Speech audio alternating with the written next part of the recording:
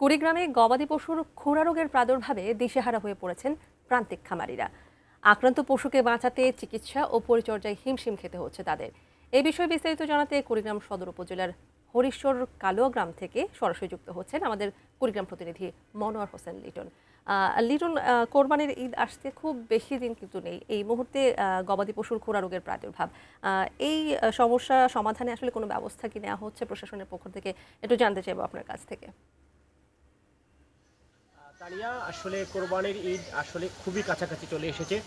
এই মুহূর্তে আসলে প্রান্তিক খামারিরা খুরা যে রোগ হচ্ছে তাদের পশুতে, তারা একেবারে দিশেহারা পড়েছে।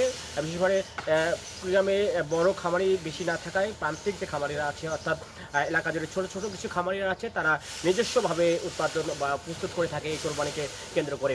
এসব কৃষকরা, খামারিরা যেহেতু তাদের নিজস্ব উৎপাদিত খাবার দিয়ে এই পশুগুলিকে তৈরি করে থাকেন, এইটাকে কেন্দ্র করে তারা কিন্তু বড় একটি সমস্যা আছে। বিশেষ জেলা প্রাণী সম্পদ কর্মকর্তা বলছে যে জেলায় প্রায় 250-টির মতো গরু এই খুরা রোগের মধ্যে বর্তমান আক্রান্ত আছে এবং 60টি গরু ইতিমধ্যে কিন্তু মারা গেছেন। এবং আমি এই এলাকায় আছি, এই এলাকায় প্রায় গত 7 দিনে 2টি গরু মারা গেছেন এবং আছে এখানে প্রায় 4-5টা গরু তাদের আক্রান্ত আছে এবং কয়েকটি আছে সার আছে, যেটা আসলে তারা এই কোরবানিকে কেন্দ্র করে উৎপাদন করেছিলেন।